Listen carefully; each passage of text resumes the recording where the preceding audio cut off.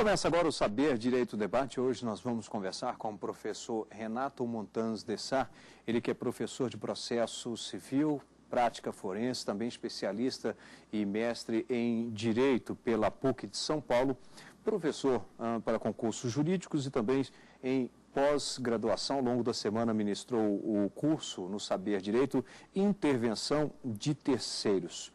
Bom, o professor Renato, e aí eu acredito que tenha esse, como tem esse vínculo ali com o estudante. Professor, o estudante hoje, ele sai firme, com pensamento firme, o que ele quer ser, ou ainda assim os professores encontram alunos que praticamente estão saindo ali da faculdade, estão deixando já o curso, ainda com dúvidas, se prestam um concurso, se não, se abrem um escritório, ainda há essa dúvida, e quais são as dicas que você daria? Oi, muito obrigado pelo convite. Eu acho que hoje existe um problema até mais grave, porque muitos alunos se formam na faculdade e sequer gostam de direito. Isso decorre de uma relação natural de um aluno com 17 anos ter que tomar uma escolha, que é escolher o direito. E às vezes influenciado por alguém. Vou confidenciar você, eu não queria fazer direito. A família inteira era do direito, eu não tinha muita opção de escolher, mas eu queria ter feito publicidade. No final eu fiz direito, gostei, dei sorte, desde o primeiro dia de faculdade eu me identifiquei muito, mas eu falo sempre que a principal característica de um aluno que vai ter sucesso é um aluno bem instruído. Bem instruído não no sentido de instrução, de estudo, isso também é fundamental, mas de saber ouvir conselhos, verificar antes as dificuldades. Assim como existe teste vocacional para profissões, devia haver um teste vocacional no 5º ano para ver se você quer ser juiz, promotor, abrir escritório, virar docente, levar vida acadêmica ou trabalhar numa empresa, porque o direito ele é muito rico, ele é muito amplo, mas é muito comum encontrar alunos meus em todos os níveis, da OAB, concursos, pós-graduação, alunos que passaram anos e anos estudando, ou anos e anos advogando, e de repente falam assim, não é isso que eu quero. Vou mudar de área. E sente aquela impressão de que ele perdeu muito tempo da vida. Então, às vezes uma boa instrução, conversar com uma pessoa que tenha mais experiência, tenha vivência naquilo, já presenciou, para verificar os prós e os contras, para você entrar nesse, eu digo até, relacionamento, entrar nessa nova fase da sua vida, sabendo quais são os prós e os contras. Uhum.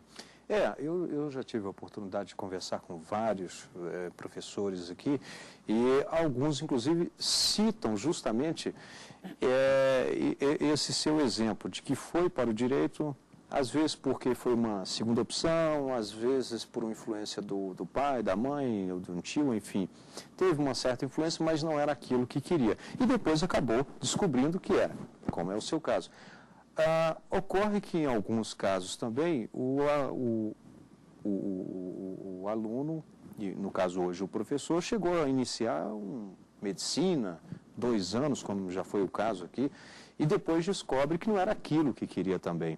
Então eu acho que realmente essa dica que você dá de ter esse teste, conversar com outras pessoas para ver se é isso mesmo que a pessoa quer, que pode ser, e aí vai dar certo, né? O problema é quando não é, e aí tem que recuar, voltar a estudar 2 anos, 3 anos, uma outra disciplina, muitas vezes totalmente diferente, sai daquela expectativa como era a sua de estar no mercado de trabalho na área publicitária, ou seja, são talvez dicas importantíssimas como essa que o professor acabou de citar. No seu caso, você veio para o direito, gostou, deu certo. E onde teve essa origem?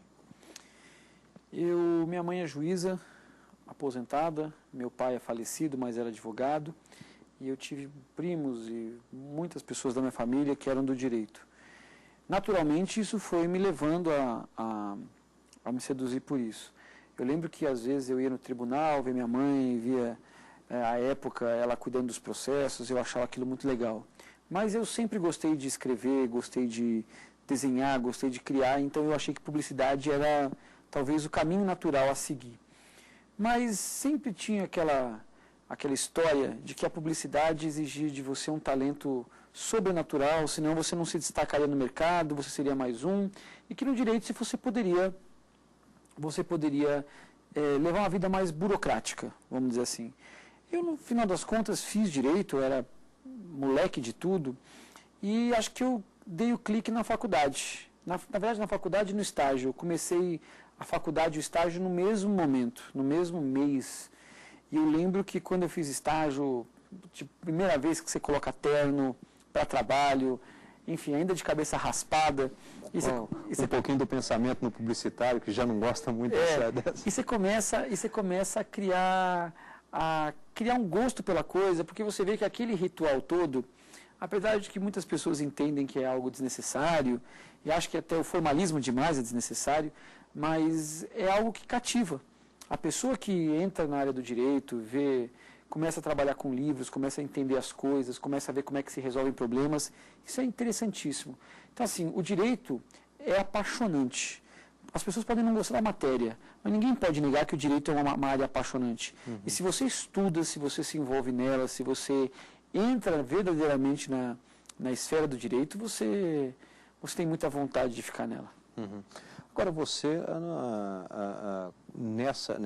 você citou um ponto, deixa eu voltar antes até de fazer mesmo essa observação, você citou esse formalismo. E, de fato, o judiciário, ele tem ainda passa essa imagem, essa seriedade, esse formalismo, mas tem aberto, né? Por exemplo, uma própria TV Justiça, né?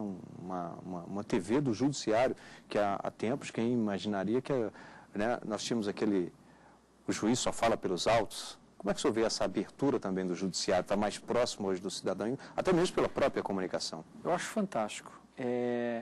Eu acho que a TV Justiça, ela hoje é um dos principais pontos de pulverização do ensino do direito no Brasil. Acho que você tem meios como internet, como livros mais acessíveis, mas você perceba, eu sou formado há 12 anos. A época em que eu me formei, não haviam sinopses, resumos jurídicos, não havia videoaulas, não havia YouTube. Então, hoje, não havia TV Justiça do jeito que a gente conhece hoje. Eu não sei nem quantos anos tem a TV Justiça, mas eu lembro que, naquela época, o acesso ao direito era só pelos livros. E, geralmente, os livros clássicos. Então, você ia ler os livros clássicos e, muitas vezes, você falava: nossa, o direito é muito formal, muito pomposo, não é isso. E, de repente, você começa a ver hoje a propagação de cursos preparatórios, seja para OAB, para concurso. Você começa a verificar hoje a TV Justiça com uma linguagem acessível, séria, mas acessível. Você vê hoje videoaulas em internet, no YouTube. É verdade. Então, assim, hoje o aluno começa a pegar gosto por matérias que ele não pegava antes. Claro que, por um lado, o resumo ele tem a sua parte prejudicial, porque às vezes o aluno deixa de estudar aprofundadamente sobre aquilo que ele precisava. Mas, por outro, ele começa porque se ele começa a estudar pela parte chata do direito, se é que a gente pode falar assim, se ele começa a estudar pela parte burocrática demais do direito, a tendência é você se afastar daquilo. Quando você começa a entender numa aula ou num programa o todo daquela questão que ele tem que estudar, ele pega até vontade de pegar um livro, um clássico, e começar a estudar. Eu acho que talvez a gente tenha que mudar um pouco esse paradigma de sempre começar a estudar pelos clássicos. Talvez começar por uma leitura mais acessível e se aprofundar pelos clássicos. Pegar embalo, né? Não começar pela hermenêutica, por exemplo. Bem, nós vamos fazer aqui um rápido intervalo e em seguida estaremos de volta. Até já.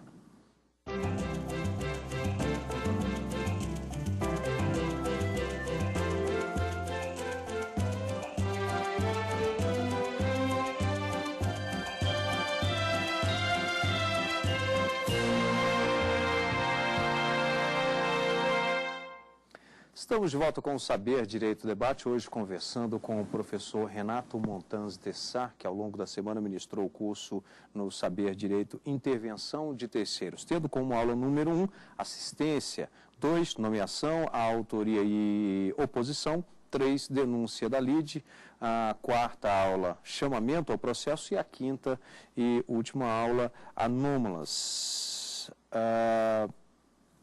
Professor, nós falávamos no finalzinho do bloco anterior, inclusive, do posicionamento seu, dando também algumas dicas logo lá no início. E falamos um pouquinho ainda do seu estudo, mas a sua origem, São Paulo ou não é só São Paulo? Na verdade, minha origem é São Paulo e Minas Gerais, interior de Minas, Guaxupé, mas minha vida profissional, minha vida acadêmica foi toda desenvolvida em São Paulo. Eu, na verdade, sempre vivi nos dois, passei a infância num, estudei no outro, mas eu comecei efetivamente a vida acadêmica, eu acho que ao gosto do estudo, depois que eu fui morar fora. Eu fiz intercâmbio, aqueles intercâmbios de terceiro colegial, que você vai para os Estados Unidos. E, na verdade, lá eu comecei a criar o foco pelo estudo, por incrível que pareça. E voltei com essa vontade realmente de fazer. À época, antes, eu nem tinha tanta vontade de fazer faculdade, ia fazer por um formalismo, mas tive essa vontade depois que eu voltei e resolvi realmente me empreender nos estudos. Antes estudava porque os pais queriam, depois estudava porque queria, né? Estudava coisa mais de jovem, né? Coisa mais de moleque, estudava, enfim, levei a escola. Nunca fui um aluno, nunca fui aluno de que sentava lá na frente, mas sempre me dediquei na medida do possível. E eu comecei a pegar realmente gosto de virar realmente aluno que senta na frente a partir do terceiro colegial. Uhum. Bom, então sua viagem aos Estados Unidos? Estados Unidos. Passou quanto tempo lá? Passei quase um ano. Uhum. Nesse intercâmbio, mas ele também estudava ou não? Então, eu não sei o porquê. Eu criei um foco de estudo. Eu acho que o sistema de colégio quase período integral, a forma como é exposto, eu achei muito bacana. Eu gostei realmente do formato e, enfim, comecei a pegar gosto pela coisa. A vida do professor normalmente é corrida, mas você não mantém esse vínculo? São Paulo, Guaxupé, Minas Gerais? Mantenho. Minha família inteira, por parte de pai, mora em Guaxupé. Então, sempre que eu posso, não vou na frequência como eu gostaria, mas sempre que eu posso eu visito, frequento, Natal, enfim. Mas hoje não é da maneira como eu queria. Uhum. Vida docente é muito complexa. Por isso que eu falo sempre que eu aconselho as pessoas. Existe o bônus, porque é muito bom ministrar aula, faço isso por amor, gosto da docência, não estaria tanto tempo, estou há 12 anos como professor, não estaria tanto tempo se eu não gostasse tanto disso, mas existe, evidentemente, uma série de sacrifícios. Eu ministro aula quase todos os finais de semana, além de meio de semana. Isso que eu ia comentar, porque como nós temos aí professor para concursos, né, os preparatórios para concursos, e também até na pós-graduação dá para imaginar que essas aulas não ficam restritas apenas à semana em si, né, de segunda a sexta, né? Não existe. Na verdade, eu falo para minha esposa que eu vivo de edital. Porque eu vivo saiu o edital, de repente vai ter um reta final, por exemplo, e a todo momento eu tenho que estar preparado para um novo exame, uma nova pós, uma nova aula, concurso. Então, a todo tempo vão surgir novas exigências, novas questões, então a gente tem que estar preparado. Realmente eu falo que a nossa disponibilidade é ampla. Eu faço isso com muito prazer, gosto muito do que eu faço, mas realmente exige um esforço, uma dedicação muito grande. Saiu o edital, tem que sair correndo para poder montar aquele plano de aula, que é a exigência, está ali contida naquele edital. Também para a OAB? Também para a OAB. Hoje, uma boa parte das minhas aulas são para exame de ordem, primeira e segunda fase. Uhum. Olha, como eu disse agora há pouco, o professor Renato Montanz Dessá, ele ministrou o curso Intervenção de Terceiros, Assistência, Nomeação e Autoria, Oposição, aula número 2. Agora, essa intervenção de terceiros, professor, ela às vezes não se confunde, ou até confunde mesmo, com a figura do amicus curiae? Então, o amicus curiae, na verdade, é uma modalidade de intervenção em terceiros. Uhum. A grande dificuldade hoje, que ao meu ver é uma dificuldade desnecessária, ela talvez seja uma dificuldade acadêmica, mas no plano prático, ao meu ver, é desnecessária, é categorizar o amicus curiae como uma das modalidades de intervenção em terceiro. Ou seja, a dúvida que se pode ter hoje é saber que se o amicus curiae é uma das modalidades já existentes de intervenção de terceiro ou seria uma nova modalidade. E eu tenho por mim que se trata de uma nova modalidade. Eu posso até, na exposição da aula, eu disse que eu entendia que caberia, que seria, na verdade, a figura mais próxima que o amicus curiae se pareceria seria com um perito, que o objetivo é trazer informações, agregar informações ao juiz, informações essas que talvez ele não possua. Então, essas informações técnicas, o amicus curiae faria. Então, ele teria, na verdade, faria às vezes de um perito mesmo. Então, por conta disso, eu acho que é possível tentar categorizar como um assistente ou tentar categorizar como um outro tipo de intervenção, mas eu acredito que pelo interesse do amicus curiae, que é um interesse eminentemente institucional, e é a única intervenção que esse interesse se deflagra, você não vai encontrar o interesse institucional em nenhuma intervenção de terceiro prevista no ordenamento brasileiro. Então, eu acho que o amicus curiae ele tem que ter uma categoria diferente. Mas, independente disso, que isso, na verdade, é um aspecto eminentemente classificatório, o amicus curiae hoje, no ordenamento, ele assume um papel importante como uma forma de prestar melhor a tutela jurisdicional, daí o porquê, e alguns autores criticam essa tradução, amicus curiae quer dizer amigo da corte, porque ele, na verdade, o objetivo é ajudar o judiciário a julgar melhor as causas específicas que eles propõem a decidir.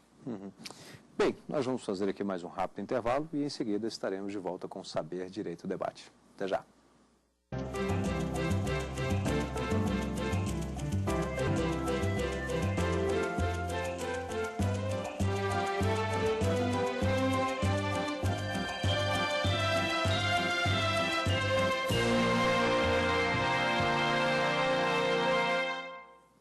Estamos de volta com o Saber Direito Debate, hoje conversando com o professor Renato Montanz de Sá, ele que ao longo da semana ministrou o curso de intervenção de terceiros.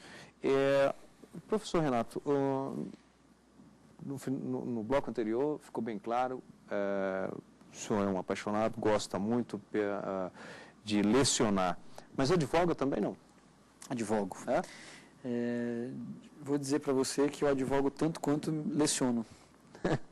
E é muito difícil coadunar as duas situações, porque eu tenho escritório de advocacia em São Paulo, com 4 sócios que também são professores, e isso até facilita um pouco, porque de repente você tem um escritório com pessoas que não sejam da vida acadêmica, você se sente trabalhando menos, exercendo menos. E eu, às vezes, eu fico muito tempo no escritório, o tempo que eu não estou na docência, eu estou no escritório. E isso, nós temos uma equipe boa que trabalha comigo, então isso ajuda bastante a fazer um bom trabalho. Mas a advocacia é algo que vale muito a pena. Eu falo sempre que, para você ministrar aula de processo civil, você tem que exercer alguma área prática, ou sendo juiz, ou promotor, ou cartorário, advogado, porque, na verdade, é a realização prática que faz com que você possa explicar a teoria. Aliás, o processo civil, ele muda muito? Ou não? Ele tem um pouco mais de rigidez nas suas normas? O processo civil, na verdade, o Brasil adota um sistema rígido, mas as leis se alteram com uma certa frequência. Existe a possibilidade de um novo Código de Processo Civil, e esse novo Código de Processo Civil não se sabe ao certo se ele virá ou não, é possível que venha, a gente só não sabe o momento em que ele virá, mas a aplicação do processo civil nem sempre é uniforme. Juízes, advogados, promotores, e falo em nome de todos, não de uma classe específica, nem sempre respeitam o Código de Processo Civil e, às vezes, interpretam o Código até para melhor. Porque o fato de não respeitar não quer dizer que seja algo pejorativo. A não obediência ao Código, às vezes, adequando as circunstâncias do caso a uma forma diferente de se ver a norma, é bem melhor do que, às vezes, seguir o rigor rígido do Código e, de repente, aquilo não causar a efetividade que se pretende. Mas às vezes não vem algum um juiz, por exemplo, e diga, olha, Não vai dar. E às vezes uma coisinha simples que daria, como você está colocando aqui, às vezes infringe uma normazinha, mas até para melhor, não é nem infringir, um certo desrespeito, como você colocou, talvez o termo mais apropriado mesmo. Todas as áreas você vai encontrar bons e maus profissionais, e não só no direito, mas dentro do direito você vai ter bons e maus juízes, bons e maus promotores, bons e maus advogados, e ser bom ou mal nesse sentido não é ser mais estudado, mais inteligente, menos inteligente. É você olhar o direito como ele deve ser visto. Direito, ele tem que ser analisado como realização de direitos. Ou seja, você tem que imaginar, por exemplo, o processo como uma forma de realizar direitos. Então, direitos que nós temos. Então, o caminho mais curto, o atalho que a gente puder pegar para poder tutelar o direito de alguém de maneira séria e eficaz, mantendo as garantias constitucionais da ampla defesa e contraditório, merece aplauso. Uhum. Bem, o professor Renato Montanz de Sá é autor de 16 obras, então ninguém melhor, uma pessoa que já tem 16 filhos, eu costumo dizer que um livro é um filho, ou tem mais também? Não tenho filho. 16 obras diretas e indiretas, ou como coautor, ou como autor de um capítulo, 2 capítulos, mas no total dá mais ou menos, acho que 16 obras. Uhum. E aqui nós temos Direito Processual Civil, Teoria Geral do Processo e Processo de Conhecimento. Esse aqui está mais voltado à área de concursos jurídicos. Sim. Né? Esse livro, na verdade, o objetivo dele é atender não só quem presta concursos jurídicos, mas também o advogado, o operador do direito, juiz, promotor. Esse livro eu trabalho, na verdade, de uma maneira bem direta com o processo civil, trabalhando com todas as correntes doutrinárias, com todas as possibilidades. Claro que o enfoque é para concurso jurídico, ao final de cada capítulo tem questões, mas o enfoque mesmo é a formação do direito, é estudar o processo civil para se entender como funciona a estrutura do código. Está aqui, esquemas teóricos, jurisprudência, questões oficiais de concursos públicos. Processo civil, teoria geral do processo, esse também tem a sua participação. Isso eu escrevo com um grande amigo, o professor Rodrigo da Cunha Lima Freire. Na verdade, eu trouxe um volume, mas são 5 volumes, e é uma coleção com uma abordagem do processo civil diferente. Ele não se pretende ser um curso, uma sinopse, são 5 volumes estudando o processo, mas o aluno que estuda por esse livro, ele adquire tempo, porque nós não nos preocupamos tanto em colocar rodapé, juntar jurisprudência, simplesmente colocar o STJ se posiciona desse jeito e simplesmente enumerar, quando necessário, as doutrinas necessárias, mas sem indicar autor, obra. Então é um livro bem direto, bem seco, bem rápido, seja para um advogado, para um promotor ou para quem vai prestar um concurso jurídico ou mesmo a OAB, tem uma leitura rápida e segura para estudar processo. Mais um aqui, Direito Processual Civil, Simone Diogo Carvalho Figueiredo e o próprio professor que está aqui conosco hoje, Renato Montanz de Sá. Esse livro foi lançado com o objetivo de ajudar os alunos que vão prestar o exame de ordem. Mas, por incrível que pareça, as pessoas que mais adquirem esse livro são as pessoas que querem começar a estudar processo e as pessoas que têm vontade de prestar provas para concursos de ensino médio, por exemplo, ou para analista, técnico, judiciário. Porque ele é um livro que trata de todo o processo civil, e ele trata de uma abordagem muito, ao meu ver, pelo menos, muito didática, expondo os argumentos. Na verdade, é a aula voltada em livro. Está aqui, Direito Processual Civil. Esse livro eu escrevi com o meu amigo, professor Fábio de Vasconcelos Mena, e esse livro foi o último livro por mim lançado. Foi um livro também voltado para o exame de ordem e voltado também para outras áreas. Ele tem mais ou menos a mesma finalidade que esse livro, o Coleção AB Nacional, e ele só tem uma abordagem um pouco diferente, mas um livro complementa o outro, e é o livro mais recente, mais novo, que eu estou ainda namorando, mas mas é muito bacana, porque esse livro, na verdade, eu me incorporei no livro, o Fábio já tinha esse livro, e eu entrei trazendo novos elementos, até que esse livro já está na 10ª edição, novos elementos, e a gente fez um livro bem legal.